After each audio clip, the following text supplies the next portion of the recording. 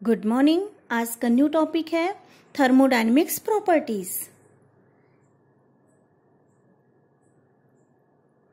Thermodynamics properties जो thermodynamics properties होती हैं वो दो तरह की होती हैं। एक होता है इंटेंसिव प्रॉपर्टी, अभी हम इसके बारे में बात करते हैं। एक होता है आपका इंटेंसिव प्रॉपर्टीज और दूसरा होता है एक्सटेंसिव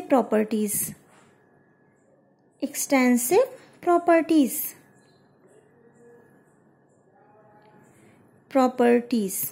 ओके। इंटेंसिव प्रॉपर्टी क्या होती है? इन का मतलब होता है जो मास इंडिपेंडेंट हो। ओके, तो इसको हम कैसे लिख सकते हैं? The properties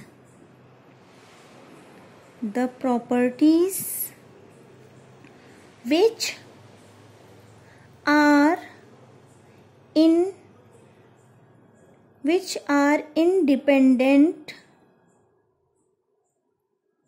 independent of mass and size, जो मास और साइज पे डिपेंड नहीं करती हैं, वो क्या होती है? Intensive properties of the size of the system. अगर हम एक्सटेंसिव प्रॉपर्टीज की बात करें तो ये इसका जस्ट अपोजिट हो जाएगा। क्या हो जाएगा? The properties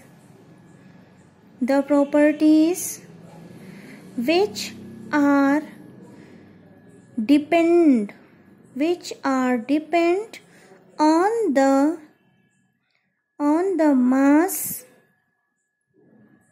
mass and size of the system। अब इसको हम कैसे समझते हैं? आइए, सपोज हमने एक रूम लिया।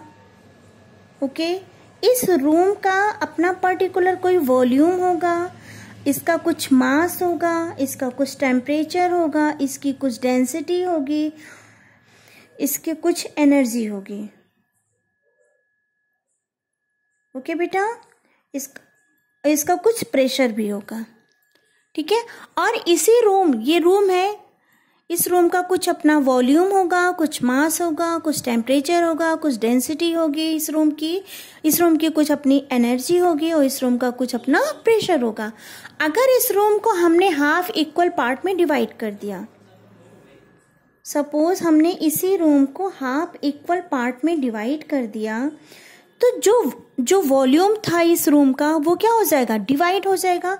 तो हम इसको कैसे लिख सकते हैं? V/2 इसका मास, इस पूरे रूम का कुछ मास रहा होगा, अगर इसको हम हाफ पार्ट में डिवाइड करेंगे तो मास भी क्या हो जाएगा? डिवाइड हो जाएगा। ओके, अगर हम इसका टेम्परेचर का बात करें तो टेम्परेचर क्या डिवाइड हो सकता है? नहीं हो सकता। टेम्परेचर क्या होता है? ये मास इंडिपेंडेंट होता है।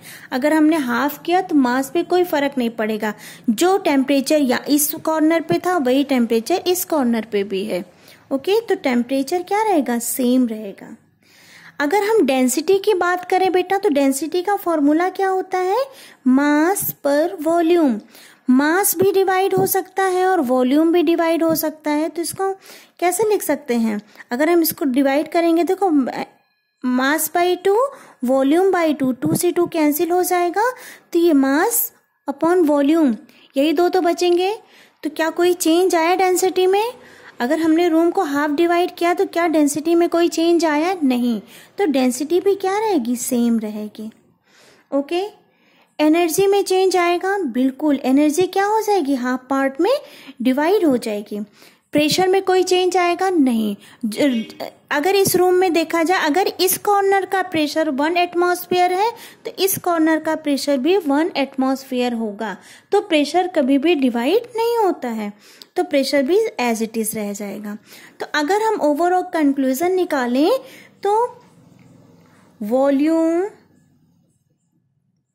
मास, एनर्जी, ये क्या होते हैं? ये सभी मास क्या होते हैं? मास डिपेंडेंट होते हैं और इन प्रॉपर्टी को हम बोलते हैं एक्सटेंसिव प्रॉपर्टी। और जो मास इंडिपेंडेंट है, मतलब अगर हम आधा करें, मतलब उसको डिवाइड करें और उसके प्रॉपर्टीज पे कोई फर्क नहीं पड़ रहा है, तो वो क्या हो जाएंगे, इंटेंसिव प्रॉपर्टीज। तो प्रेशर, टेम्परेचर,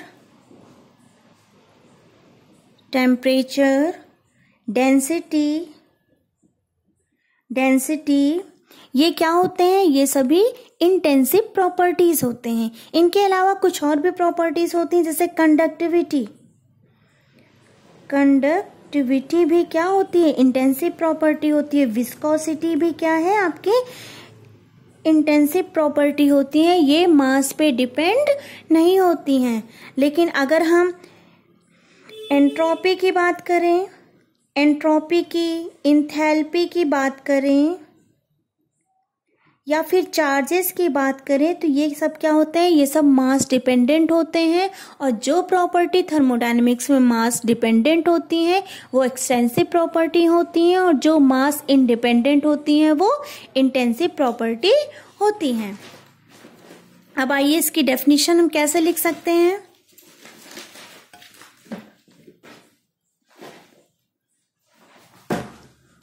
इसकी डेफिनेशन हम लिख सकते हैं, जैसे पहले हम इससे समझते हैं डेंसिटी से। जैसे डेंसिटी का फॉर्मूला क्या था, मास पर volume.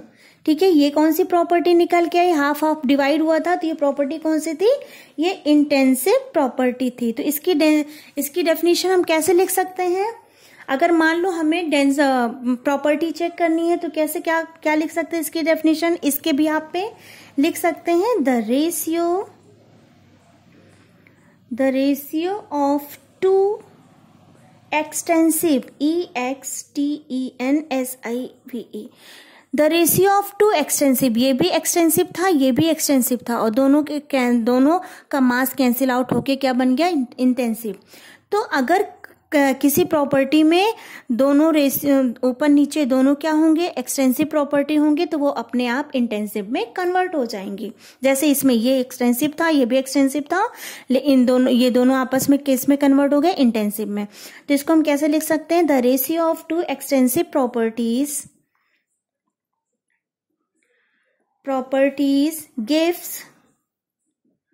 gives intensive properties। Okay, ये तो मैंने आपका ये डेंसिटी के भी यहाँ पे बताया। एक डेफिनेशन इसका हम और भी लिख सकते हैं, if we want to check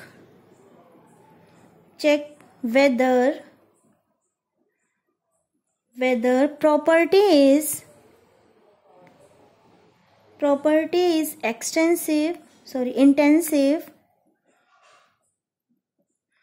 intensive or extensive,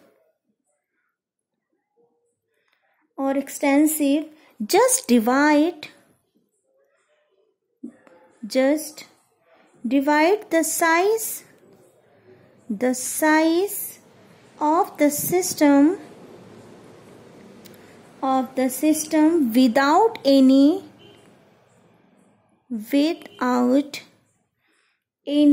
external interaction.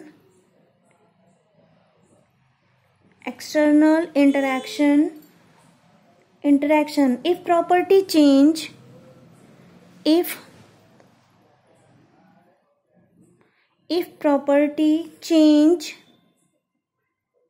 with respect to size, called extensive property. Extensive property, otherwise intensive property.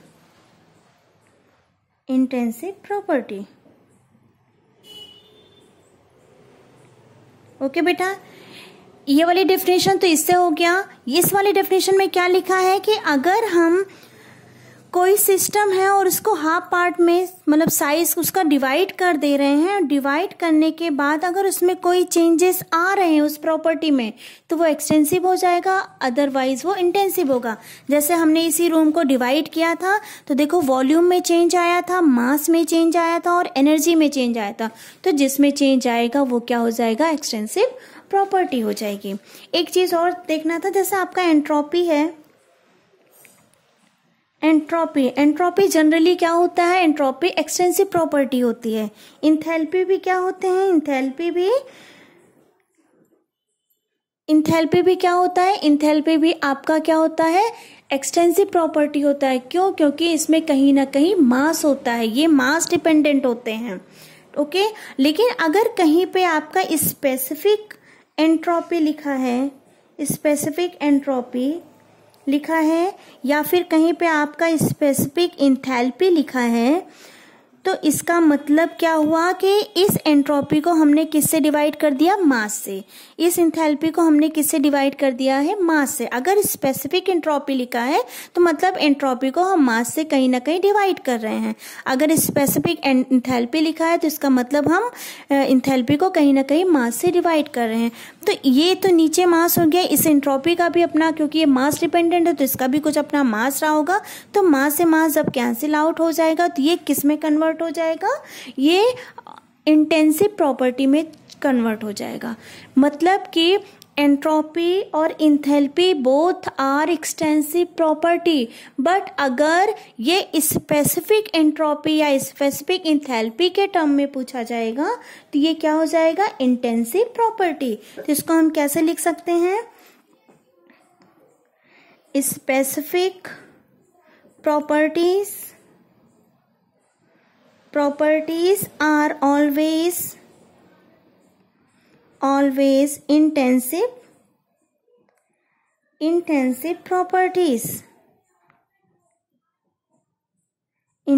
properties। Okay, तो ये रहा आज का लेक्चर। Thank you.